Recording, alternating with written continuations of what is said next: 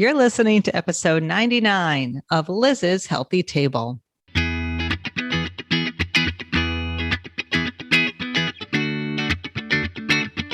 Looking for a healthy new way to feed your family without the hassle and hype? Welcome to Liz's Healthy Table, where your host, registered dietitian nutritionist Liz Weiss, serves up fresh and flavorful recipes with a tasty side of science, good nutrition, and fun. Are you and your family ready for some wholesome food that tastes great too? Don't change that dial. Your food adventure starts here. Welcome to the podcast, everyone. On this week's show, I'm going to tell you about the blue zones. These are rare longevity hotspots around the world where people are thriving into their hundreds. Where are these hotspots, and who are the people who have discovered how to live longer, better lives? Well, joining me today to share secrets to living a blue zones life is Nick Buettner. Over the past 20 years, Nick Buettner has led 17 expeditions over 6 continents around the world. 3 of these expeditions were to blue zones, these regions that we will tell you about today. These are places with the longest life expectancy and where people reach age 100 more than anywhere else in the world. Nick worked with his brother Dan Buettner, National Geographic, and a team of longevity researchers to identify and then explore these pockets of the world where people were living longer lives. Now, in his current role as the VP of Product for the Blue Zones Project, Nick is now responsible for taking the Blue Zones longevity lessons to 58 communities across the United States. So it's here. The Blue Zones Project uses evidence-informed sustainable transformations with people, places, and policies to make the healthy choice the easy choice. And I will repeat that because I love this the most, to make the healthy choice the easy choice. And to date, Blue Zones projects have empowered over 5 million people to live longer, better lives. So it's really impacting lots of people. I love it. Before we welcome Nick to the podcast, just a few friendly reminders. If you love the show, tell a friend about it, post a review on Apple Podcasts, Stitcher Radio, wherever you get your podcasts. Follow me on lizshealthytable.com, and be sure to check out the show notes from today's show for all of the resources that we talk about. And we are going to be talking about I'm looking at it now, the Blue Zones Kitchen, which is like my favorite new cookbook. And so we'll share a few recipes. We'll talk about some of the recipes in that book. So check out the show notes, episode 99. And then, of course, follow me on Instagram at Liz Weiss. Okay, and now to tell us everything about living a Blue Zones life, both physically and emotionally, is my guest from the Blue Zones, Nick Buettner. Nick, welcome to the podcast. Thanks for having me. I'm really excited. Good. I'm so excited to have you. You know, I've known about the Blue Zones for a long time, and I was telling Nick before we started today that between my old show, Cooking with the Moms, and my new show, Liz's Healthy Table, I've recorded over 50 podcasts, a lot. I've always wanted to do a Blue Zones podcast. So I am actually really excited for today's episode. But why don't you just start, Nick? We'll get into the Blue Zones in a minute, but just tell everybody where you live, a little bit about yourself, just, before we get going. Sure. Before the pandemic, I pretty much lived on a Delta flight, row 38B. But seriously, where I'm from is Minnesota, Minneapolis, St. Paul area. It's where I was born. It's where my family is. It's where my social network is. My mom and father are still, alive and running around, kicking in their mid 80s, which I love spending time with. In between then, I've traveled. For the last 25 years, I've traveled to probably 45 countries around the world and to 48 states in the nation. But home is Minneapolis. I want to work for you. I will become your personal assistant, okay? Except I don't want to live in Minnesota because it's very cold. Although I live in Boston and it's very cold, but you're really cold there. Yeah, and probably some of those places that I traveled in the world, you don't want to go to either. Okay. I get it. Although I do like glamping and I used to like camping. So, don't underestimate me, okay? All right. So let's just talk a little bit about the Blue Zones. I teased them in the intro to the show. What exactly are the Blue Zones? And tell everybody, where are these Blue Zones? Oh, sure. So So before, I'm going to give you the long story. So Okay. before in the mid 90s, I used to do these educational expeditions where we would ask school kids where to go to find clues, like where did the ancient Mayan civilization collapse, or did Marco Polo really do the Silk Route? And wherever the kids voted, a team of experts, myself and writer, biologist, archaeologist, we would get on the bikes no matter where they voted, and we'd meet up with the archaeologist or epigrapher, and we'd write stories, put it on the internet. Next day, the teachers would teach their classes. Back in 1999, I was looking for a mystery. Read this article, Danish Twin Studies, that talked about how 80% of how long we live is determined by lifestyle factors in our habits, and only 20% is genetics. So Dan and I were trying to brainstorm, my brother, and what we wanted to do was find the places in the world where people are living the longest life. Lowest rates of middle-age mortality, and reaching 100 at rates 10 times higher than they're doing it here in America, and with a fraction of the disease. So we started in Okinawa in 1999, and then from there, Dan and I have found the 5 demographically confirmed places in the world where people are living the longest life. And again, it is not just that the quantity of life, it's also the quality, that lower rates of disease, and really being able to live out your purpose well into 100. And then just to finish off that question, the 5 places are Okinawa, Japan, Ikaria, Greece. It's an island off the coast of Turkey. Sardinia in Italy, not the whole island, but the Nuoro province, about 14 villages and 40,000 people. The Nicoya Peninsula in Costa Rica. And the last one is in Loma Linda, California, here in America. I actually have 2 dietitian friends who went to Loma Linda University. So I know it. I know it well. Very well educated. Mm-hmm. Yeah. Yeah. So we've got these blue zones, and people are living well. They're living into their hundreds. But what are they doing? Like what's like the common denominator? Is it one thing? Is it, I believe, 9 things? What are they doing that's boosting their longevity? And like you said, they're aging healthfully. They're healthy, they're vibrant. So what's the secret? What are the secrets? Yeah. So when we did this research, it wasn't just, a couple yahoos from Minnesota going to these locations.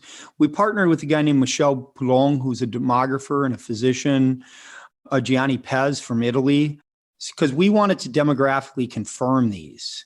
So what they ended up doing is basically looking at as well as partners from schools of public health around the world. What we did is we kind of followed these centenarians for 100 years to really understand what did they eat, what did they do, and kind of we want to reverse engineer a recipe for longevity. And we found 2.9 things, we call them the Power 9. And there are things like they move naturally. Their cities weren't built car-centric. They walked to school, they walked to their friend's house, they biked to where they want to go. In their houses, they didn't have the same conveniences that we have. If you look in Costa Rica, where they make the corn tortillas, they're not doing it with a food processor. They have the metate, so they're moving. Or in Okinawa, you're getting up and down off the ground. The second thing is they downshifted. They had these simple techniques to help reduce stress that causes inflammation that's tied to most age-related diseases. And these are simple techniques. Praying in Loma Linda or Advent or in Okinawa, ancestor veneration, taking a little nap, walking with their friends, happy hour, coming together, toast each other at the end of the day. They had a strong sense of purpose is the third one. And they could articulate that purpose, whether they're 20 or 100. And people can articulate their sense of purpose, actually live 7.5 years longer. The fourth one is in the food category. They had a little bit of wine, but it was also how they came together to celebrate with that wine as a family. Their diets were mostly plant-based. They were not vegans or vegetarians, but they did eat a little bit of meat. But the portion sizes were a lot smaller than we tend to get at the Hungry Heifer.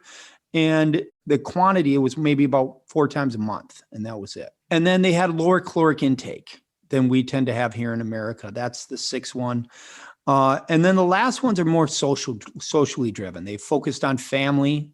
They're surrounded by love all the way through their life. They had a strong sense of faith. We at Blue Zones are huge fans of faith, and we don't care what your faith is. There was research done by Duke and Harvard that said people that have a strong sense of faith and show up 3 times a month live 4 to 14 years longer. So again, we don't care what your faith is. I'm just telling you what the research says. And the last one is our friends matter. According to the Framingham study, if your 3 best friends are unhappy or overweight or smoke or drink too much, there's a 100% chance that you do as well. 150% chance that you do as well, that these traits actually flow through a network in the same way a virus does. So you're actually healthier with friends that support healthy behaviors, and you're also healthier friends when you can pick up the phone and call them when you're having a bad day and they pick you up and they listen. And these 9 things were all traits that they had in the Blue Zone communities. They were all the way through in each one of them. Those were the foundations of their lives. So interesting. So these 9 things, and just so everybody knows, I had gone to a virtual conference, as one does during a pandemic, and Nick was one of the speakers. And I was like, oh my gosh, Blue Zone. So I was super excited. You were like my favorite session. And after that session, and I had the Blue Zone's kitchen book, which we're going to talk about on the podcast. Around that time, my friend's mother-in-law passed away. She was like a few days shy of her 99th birthday. And she had quite a long life, Holocaust survivor, came to the US. I mean, quite a story. But she lived, when I heard at the service about her life, I thought, oh my gosh, she has lived this Blue Zone's life. She went to temple every Friday night. She had this huge network of family and friends. She was super active. She was doing pottery. Like, she was always learning something new. And so I bought my friends the book as a gift, because I said, all right, I am totally like channeling your mom here, but it sort of clicked for me. It all made sense. It just amazes me. So, here she is living in the US, she's not living in Ikaria or anything. I'm saying that right. But she's not living in Greece or any of these cool places. She's living in the US. So she's living this Blue Zone's life, and it just sort of got me thinking about how all of us listening and talking today on the podcast, how can we all live a Blue Zone's life? Because I know that you are really bringing it to the US now, to communities around the US. So maybe just tell us a little bit about how you're bringing Blue Zones to the US, to different communities, and then how we can all live this healthy life. Yeah, it's interesting kind of how you put that out there with your friend, because you can. It doesn't matter where you live. I did a conference a couple of years ago with the head of the housing authority.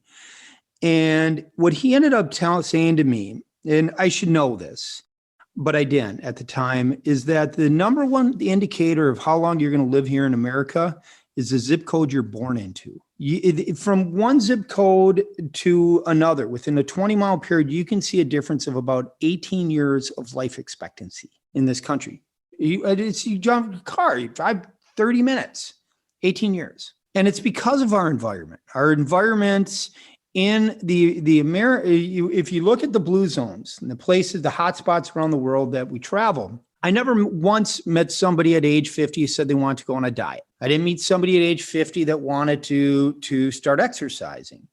Instead, their longevity was never something they pursued. Rather, it ensued because of their environment. So what we're trying to do with our Blue Zone projects around the United States is to look at our environments, is set up environments where that healthier choice is easier. If you look at the way that our cities have been built, they don't prioritize walking and natural movement in our communities. They're basically made for how can we get cars around as fast as possible, which has changed it. So now we as parents are afraid to allow our kids to walk and bike to school anymore. We're afraid to go out and move naturally in our community because that environment is set up that way. We look at policies around food systems. We don't have access to healthy foods in our communities. If you look at advertising in our communities, they tend to be some of the most unhealthy things, whether it's social media or in our television, or if you look at just the affordability in our underserved communities. They don't have the resources to be able to get the healthy foods that taste good. And then even if they did, we've lost some of those food skills. How do you make it taste good? Because if you don't taste good, you don't. So what we focus on is policy change with elected officials in making communities easier for us to walk and bike, food systems that make it more accessible and affordable for us to eat healthy. We look at tobacco and those things that are driving addiction and trying to drive policies that make it harder for us to light up for our kids to start smoking. Then we work with the places where we work, live, play, and pray. We have teams on the ground in communities that are working with these organizations with a goal of setting up healthier environments. So where you're spending most of your time in a work site, or kids spending 900 hours a week at schools, you're setting up those environments. When you go to your grocery store, the last thing you see is usually candy bars. So how do you set up the grocery store so it's better? And we're seeing outcomes, not only increased sales in grocery stores and restaurants, but in one community, we saw childhood obesity in the school systems drop by over 70% between 2010 and 2017. So what does that mean for a community now that they're healthier? And in another community with work sites, when you're focusing on well-being, you're not only getting more productivity, but we saw about a $26 million savings in claims cost from one hospital system that has 2,000 employees because they started focusing on that environment. And the last thing we try to do is engage the citizens, the people in the community, to help them look at their homes and their environments and how they spend time with their family, to break down isolation. One really thing that I think a lot of people don't realize is how bad isolation is for our health. Oh, I think we did this year, right? During the pandemic, people really felt the pain of that. Yeah. 30 years ago, the average American had 3 best friends. And right now it's a friend and a half. And according to the Robert Wood Johnson Foundation, if you have less than 3 friends, you're defined as lonely. And the impact that has on your health is about the same as smoking 30 cigarettes a day. Wow. So what you're doing is what we try to do is break down that isolation and create stronger supportive networks, ideally around healthier behaviors. And then we try to look at purpose and try to bring purpose in the individual's life. But more importantly, is try to create an engaged community where people are out helping their neighbors and supporting and volunteering and giving back. I talked a lot about kind of all the things we're doing in the people, places, and policy. But if you think about it, and I apologize for using a gun analogy, it's not a rifle shot when it comes to well-being. It's silver buckshot. How do we look at many things in the community so that no matter how I engage with my community, how I'm going to engage with my surroundings, I'm setting myself up both mentally and physically for a healthier lifestyle that reduces the compression of morbidity, that time between when we get sick and die, so that we're spending a better quality of life with our families and doing those things that we want to do every day of our life. And that's the goal of Blue Zones. And we measure these rigorously. We've been doing them for 12 years. And, from Fort Worth, Texas, where there was an article done yesterday or a couple of days ago about how the sustainability and the impact and how obesity rates, if you're looking across the country, they not only went down up until 2018, but they're staying steady. So it's sustainable. If you look at the beach cities, I talked about childhood obesity. We have a small town here in Minnesota where their county health rankings went from like 69th to 36.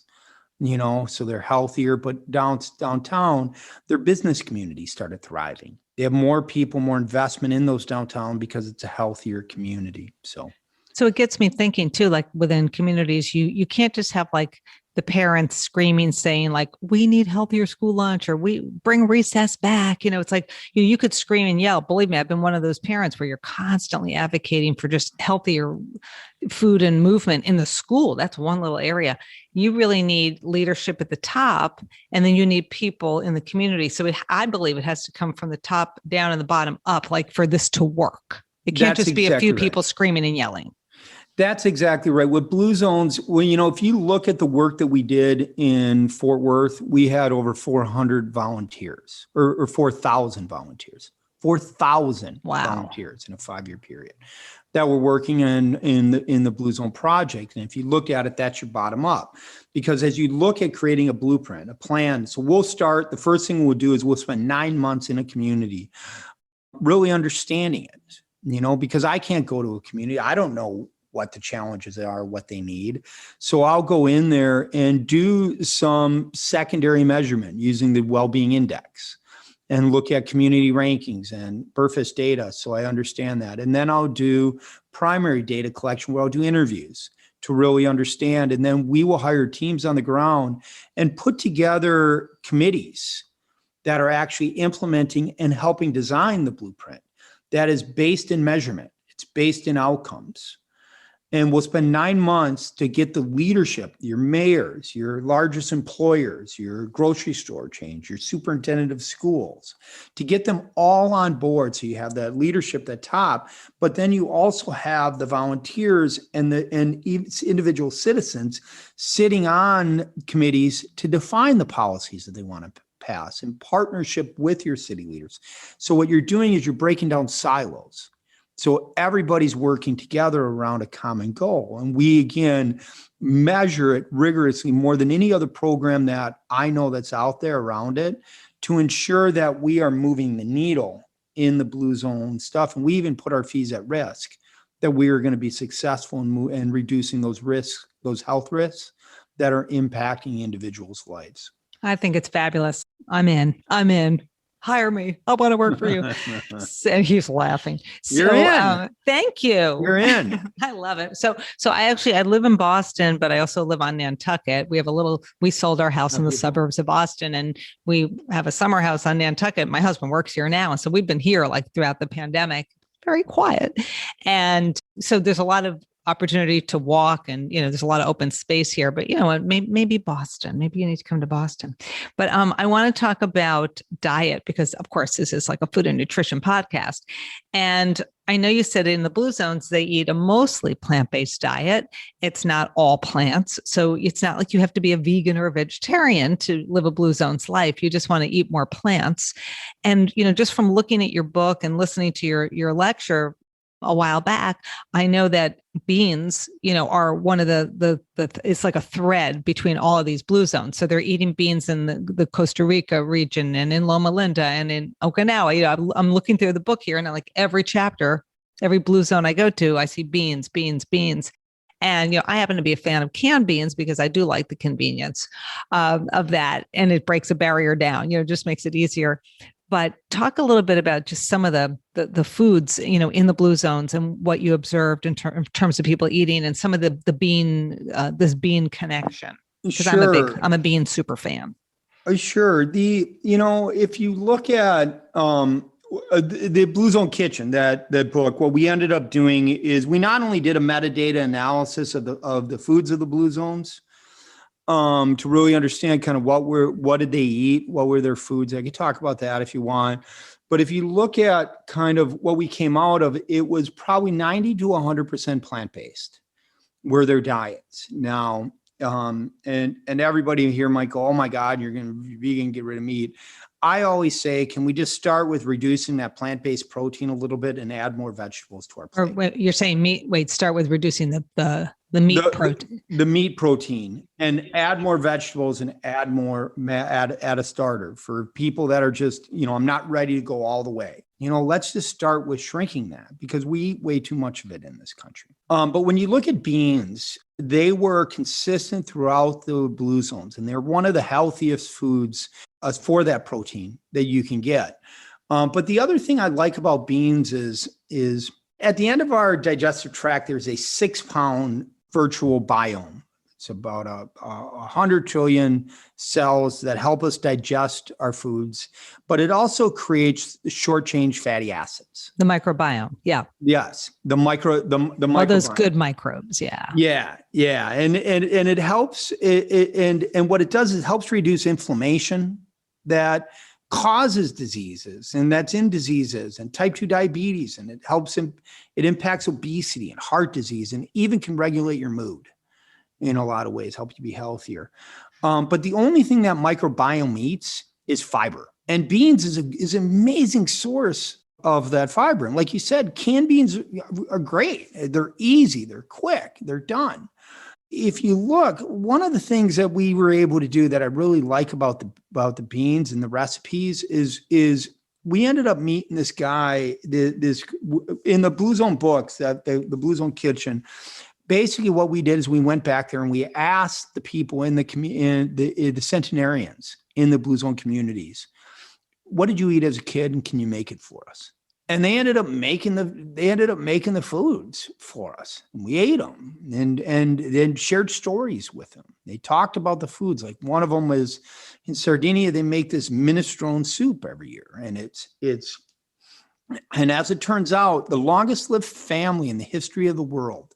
There was 9 siblings together. They cumulative 861 years. I think the oldest was like 107 and the youngest 91. Every day of their life, they ate this minestrone soup with a little bit of sourdough bread and a little bit of wine every day of their life. It was a longevity food that helped them kind of live that longer life. Wow. You know, the other thing I'll Who knew it add could be about beans. so easy? Minestrone soup. Because, I did ask you, Nick, at the conference, I was the one who said, what's your favorite recipe in the book? And you did say it was this minestrone soup from Sardinia. Yeah, I mean, what I love about it is it's also that food over there that they make year round, and they add things to it depending on the time of the year, depending on what's growing.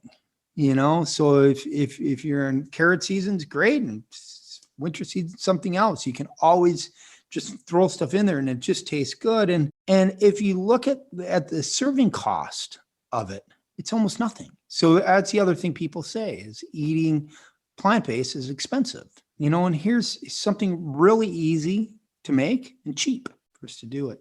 I want to say one other thing about beans, because I think that the other thing I think that's interesting is a lot of people yell and scream at carbs. Carbs are bad for us, and they're horrible, bad.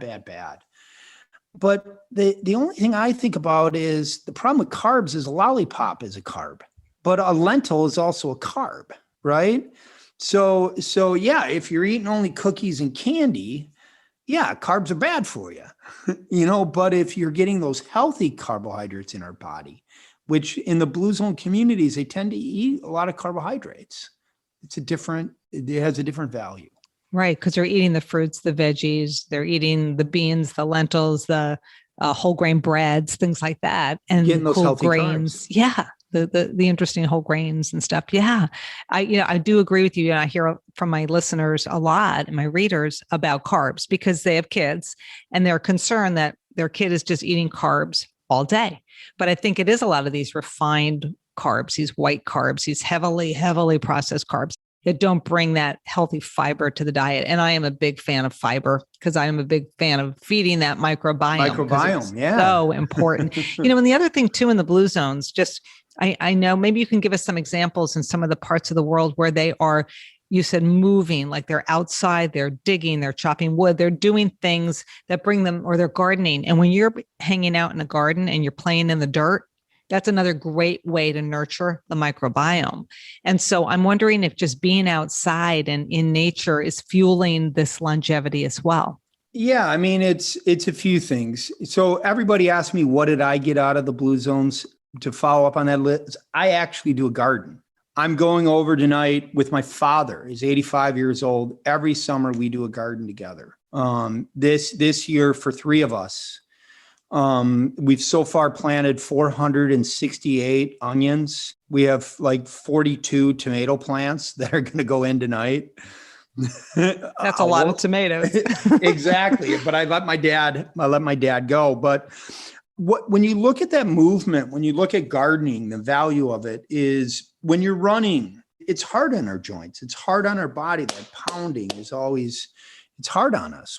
But in gardening, it's that low impact stress. It's that low impact exercise. It's that up and down where you're getting stretching. It's good for your core. You're getting that balance. And plus you get that food on the back end. That's really good for you. It's really healthy. In the Blue Zone communities, like I said before, it wasn't, let me get in my car and then get that closest parking spot at that grocery store so that I don't have to walk or move, or let me get in an elevator instead of doing the stairs where I'm at.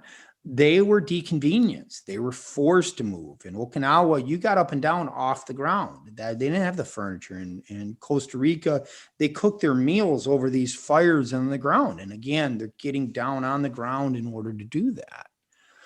And I think that natural movement key is good for your core. It's good as you grow up, and it's getting you that natural exercise all the way through your life. My boys, no, I was going to say, Nick, that my boys always tease about my dad. My dad is 90.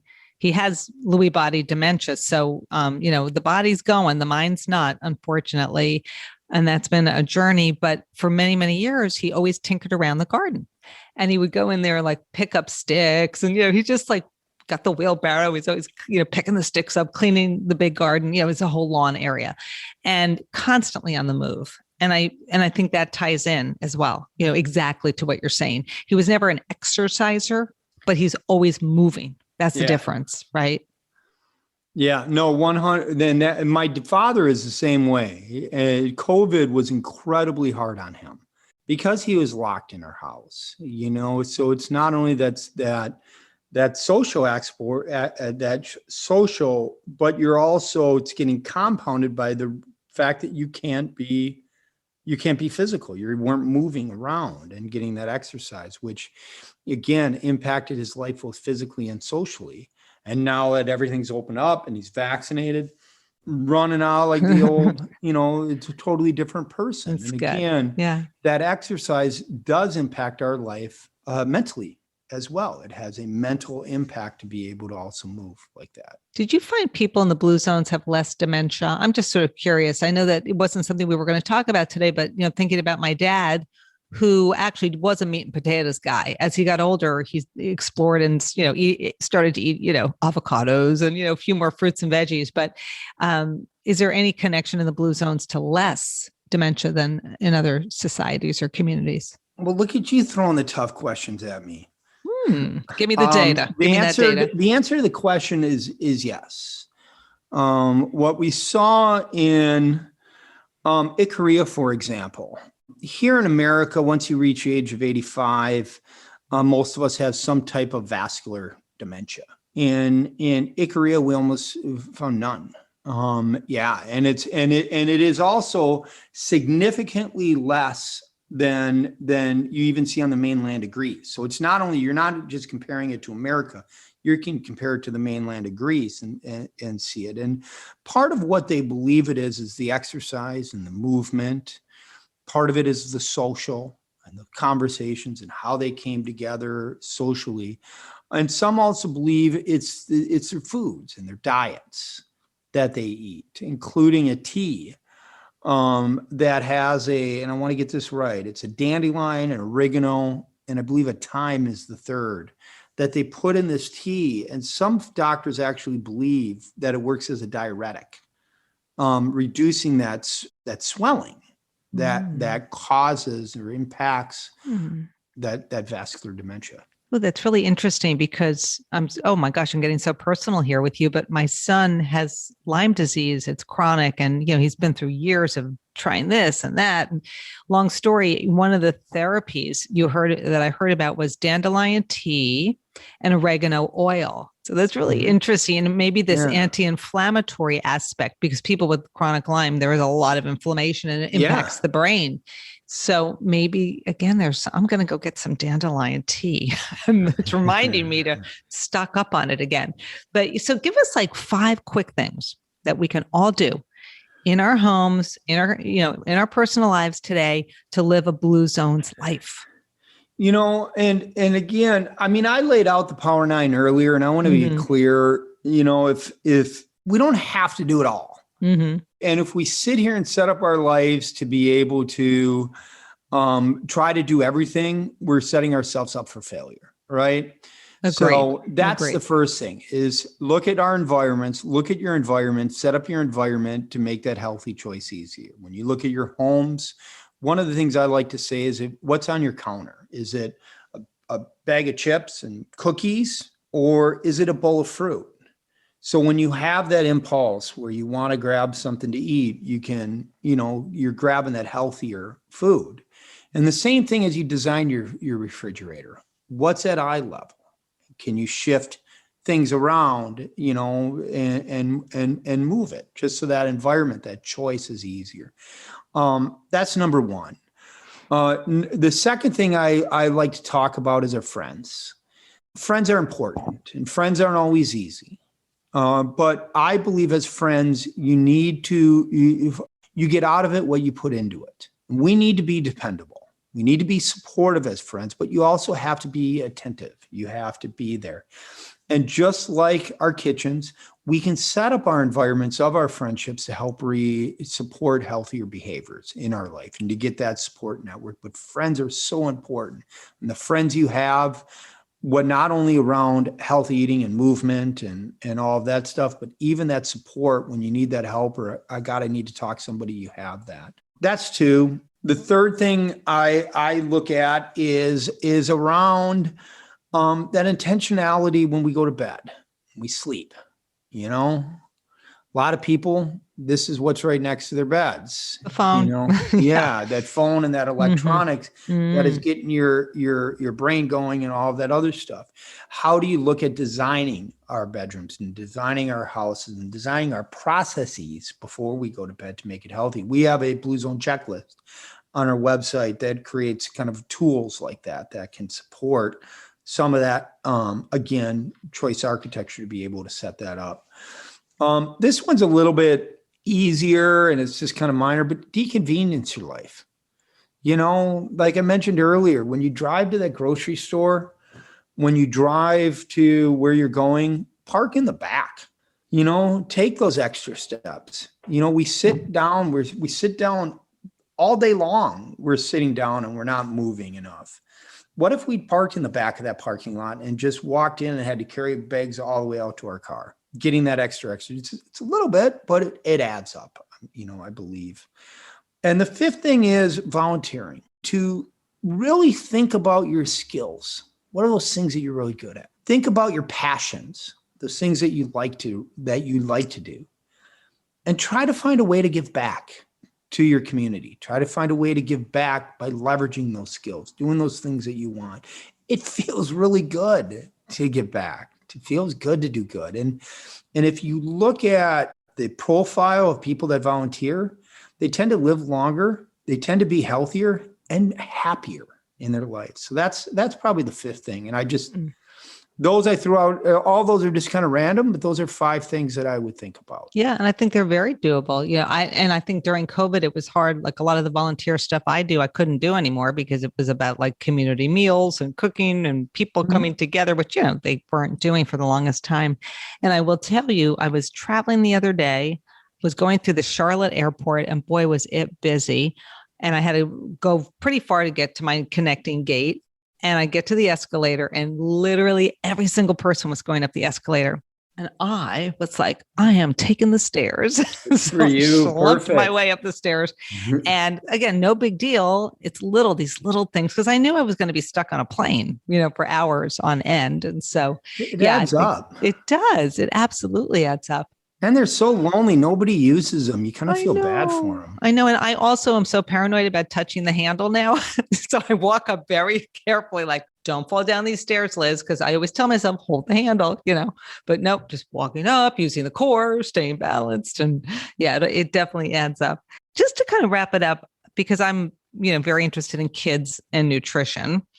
I'm curious, in the Blue Zones, as you looked back, counter-engineered, went back in time to see how these people had lived for 100 years.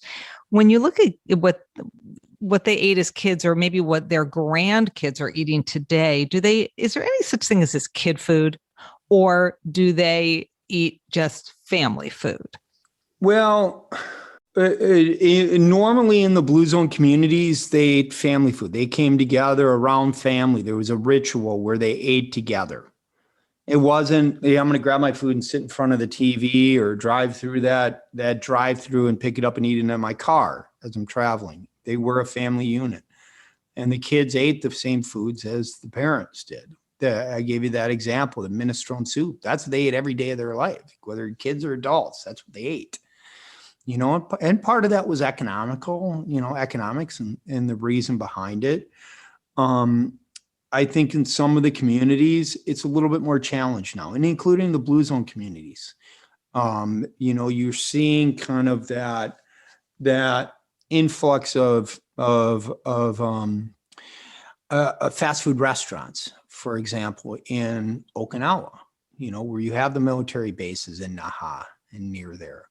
You're seeing an influx of development in Costa Rica in some of those areas, and I think that's what makes it more and more important for us to remember these lessons and for us to cherish these lessons and make sure that we're trying to set up environments and maybe even more importantly, cultures for well-being, where we're all coming together around this as parents and as kids, so that we're coming together peer-to-peer to create the community that allows us all to have that quality of life that we all want, where we're not sick with disease, and diabetes and need somebody to push us around in a wheelchair, but instead we're living that longer, happier life.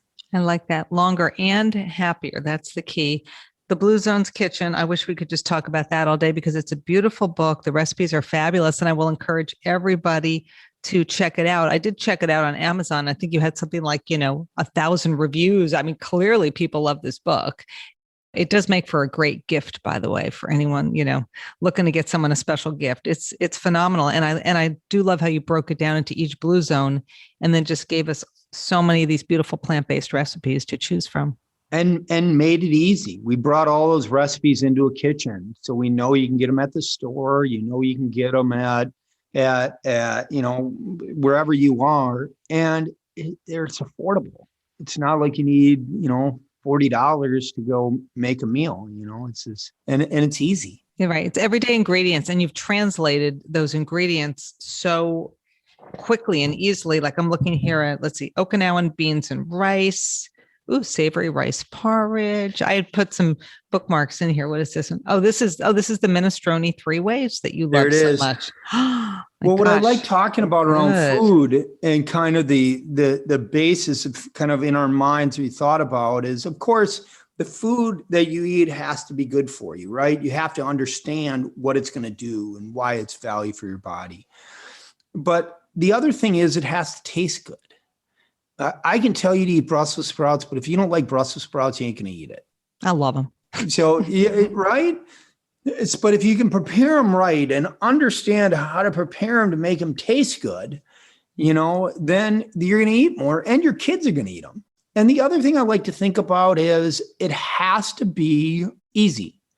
We live very busy lives. You're trying to run around from work and then you got a half an hour to prepare dinner for your kids before you're off to soccer practice or wherever you're going. So it has to be easy. It has to be quick and it has to be affordable. Like I mentioned earlier, people believe eating healthy is more expensive. And in some ways it is.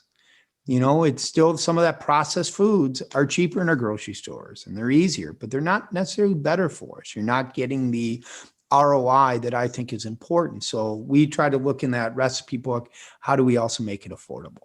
Right. So important. So important. So where can people go online to find some of the tools that you had talked about and just to access some of the great information that you had shared today? I recommend bluezones.com. In there, there's recipes on there. You can find the checklist. You can learn more about the work we're doing in communities if you want. But we also have a newsletter. We have an amazing team of people that not only manage social media, Instagram, Facebook, Twitter, but they're also really creating a newsletter that goes out to also kind of provide that information. And it's free. Okay. And if somebody wants a Blue Zone project to come to their community, do they just go to your website and contact you that way?